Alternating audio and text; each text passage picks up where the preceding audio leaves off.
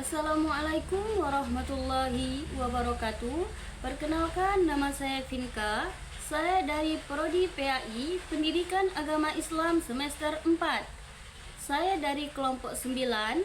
Di sini saya akan membahas tentang dinamika Islam dalam masyarakat muslim di Laos. Di sini saya membahas di poin A, yaitu Laos dan letak wilayah. Adapun yang pertama yaitu luas dan letak negara Laos. Laos adalah negara di Asia Tenggara yang terletak antara 14 sampai 22 Celcius lintang utara dan 100 sampai 103 Celcius bujur timur, dengan ibu kota di Vientiane, dan luas wilayah sekitar 236.800 km.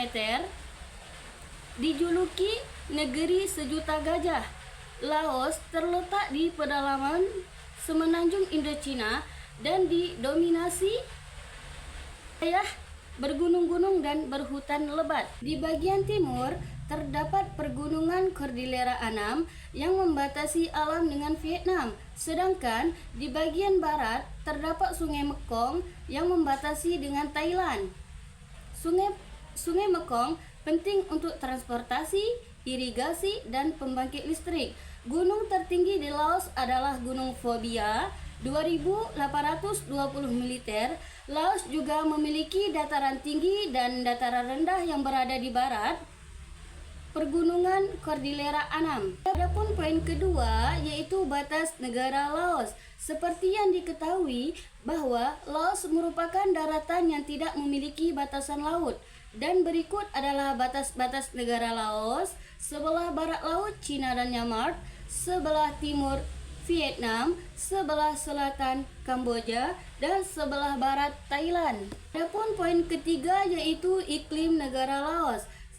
Laos memiliki iklim tropis dengan suhu rata-rata 26 sampai 28 derajat Celcius. Selain itu terdapat juga musim hujan yang dipengaruhi dengan angin pasat barat daya yang terdapat pada bulan Mei sampai bulan November. Laos memiliki curah hujan 1.500 sampai 2.500. Laos juga memiliki musim kemarau yang berlangsung selama bulan Desember sampai bulan April. Pergantian musim tersebut cukup jelas di Laos. Adapun poin keempat yaitu sosial budaya negara Laos. Laos sendiri memiliki jumlah penduduk mencapai 6.677.534 jiwa pada tahun 2008. Dengan angka pertumbuhan yang mencapai 4,5%, Laos memiliki angka pertumbuhan yang cukup tinggi.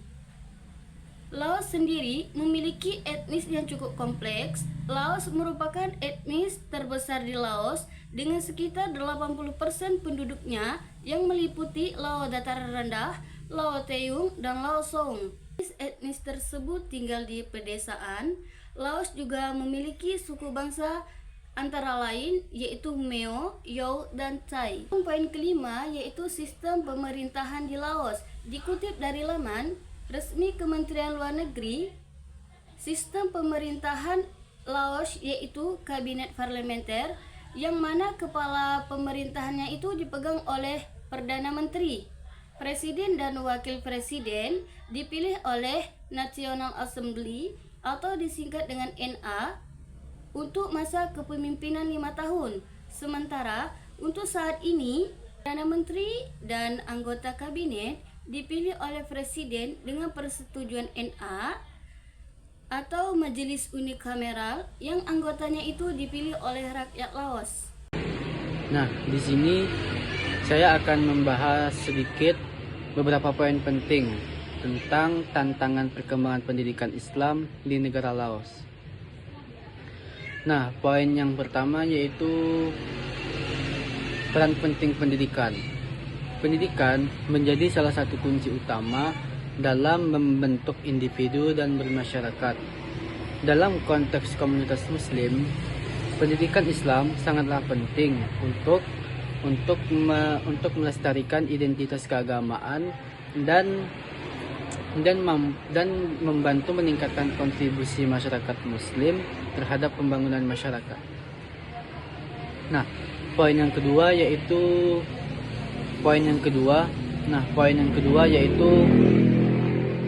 kebebasan beragama yang diakui. Meskipun negara Laos adalah negara yang berideologi komunis, tetapi pemerintahnya memberikan kebebasan kepada rakyatnya untuk beragama atau tidak. Nah, hal ini memungkinkan untuk masyarakat Muslim di Laos dapat menjalankan ibadah dan berdakwah secara terang-terangan dengan napas yang segar. Maksudnya itu mereka itu berdakwah secara aman dan damai gitu. Jadi beribadah mereka itu tanpa halangan, diberikan kebebasan oleh pemerintah. Nah, kemudian poin yang ketiga yaitu keterbatasan dan tantangan.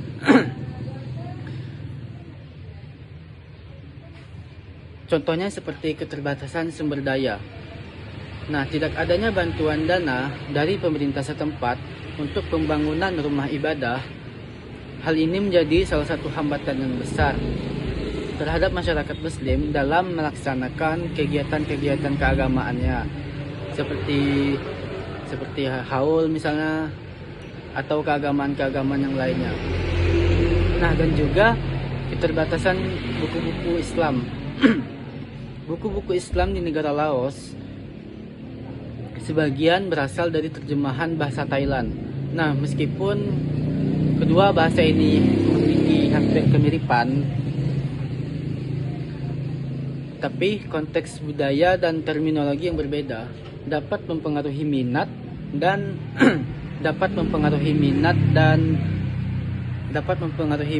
pemahaman masyarakat setempat terhadap agama Islam. Nah, poin yang keempat yaitu inisiatif komunitas Muslim atau inisiatif masyarakat Muslim. Masyarakat Muslim di negara Laos, mereka tidak tinggal diam. Mereka mengirimkan pelajar Muslimnya untuk belajar ke universitas internasional. Contohnya seperti Universitas Malaysia. Nah, dengan mereka mengirimkan pelajar-pelajar Muslimnya ke universitas internasional untuk menuntut ilmu, hal ini bertujuan untuk mereka untuk menciptakan generasi penerus yang dapat mengelola dan melanjutkan kegiatan keagamaan agama Islam di negara Laos. Nah, kemudian poin yang kelima, poin yang terakhir yaitu harapan dan kesinambungan. Meskipun banyak sekali tantangan-tantangan dan hambatan yang masyarakat Muslim hadapi di negara Laos, mereka tetap menunjukkan sifat yang semangat dan pantang menyerah. Dengan mereka mengirimkan pelajarnya untuk belajar di universitas internasional dan membina generasi muda mereka, hal ini dapat berupaya untuk menciptakan generasi penerus yang dapat terus mengelola dan mengembangkan ajaran agama Islam di negara Laos, meskipun banyak sekali tantangan yang mereka hadapi. Nah, kesimpulannya banyak sekali tantangan-tantangan yang dihadapi oleh masyarakat Muslim di negara Laos ini, seperti keterbatasan sumber daya, dan lain-lain. Assalamualaikum warahmatullahi wabarakatuh. Hai everyone, perkenalkan saya Novi Dayanti, mahasiswi dari STAI Auliaur Rasyidin, Tembilahan, Prodi Pendidikan Agama Islam. Sekarang saya berada di semester 4 akhir.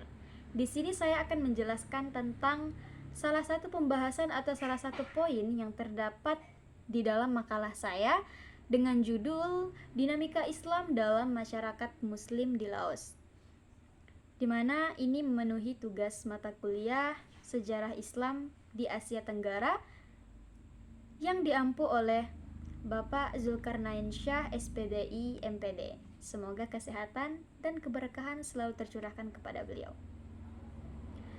Di sini saya akan menjelaskan tentang bagaimana sih respon pemerintah Laos terhadap komunitas Muslim yang ada di Laos. Itu termasuk salah satu pembahasan yang terdapat pada makalah saya. Baik, saya jelaskan secara singkat tentang respons pemerintah Laos terhadap komunitas Muslim di Laos. Pemerintah di Laos secara resmi mengakui Islam dalam konstitusinya pada tahun 1991 dan mengizinkan umat Islam untuk menjalankan agama mereka. Nah, di sini dapat saya simpulkan, dapat kita ambil kesimpulan bahwa terdapat dua respons. Yang pertama, pemerintah mengakui Islam pada tahun 1991 di dalam konstitusinya. Kemudian respon yang kedua itu pemerintah Laos mengizinkan umat Islam untuk menjalankan agama mereka. Meskipun di Laos menganut ideologi komunis, tidak terdapat diskriminasi yang nyata atau diskriminasi yang jelas terhadap umat Islam. Namun, terdapat pembatasan dan juga pengawasan tentang pergerakan praktik keagamaan dan dakwah. Jadi terdapat pengawasan serta pembatasan atas praktik keagamaan dan dakwah. Meskipun demikian, komunitas Muslim atau umat Islam yang ada di Laos dapat menjalankan ibadah mereka dengan relatif nyaman dan damai, terutama di pusat-pusat perkotaan, misalnya Vientiane. Nah, mengenai pembatasan dan pengawasan tadi, pemerintah Laos tidak memberikan bantuan dana untuk pembangunan masjid serta tidak diakuinya hari raya keagamaan sebagai hari libur nasional. Jadi hari libur nasional itu hanya tahun baru saja. Selain tahun baru, itu bukanlah hari libur nasional. Jadi itu mungkin salah satu pembatasan dari pemerintah Laos terhadap komunitas Muslim yang ada di Laos. Begitu.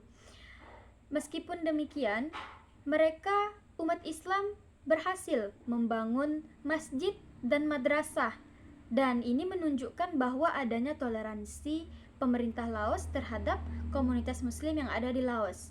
Kemudian adanya partisipasi aktif komunitas Islam dalam bidang ekonomi, seperti bisnis tekstil dan restoran halal. Nah, ini juga menunjukkan adanya ruang ekonomi yang terbebas atau yang relatif bebas dari diskriminasi. Begitu. Nah, jadi dapat kita simpulkan bahwa memang ada respons pemerintah Laos terhadap komunitas Muslim yang ada di Laos, namun ada pembatasan dan pengawasan.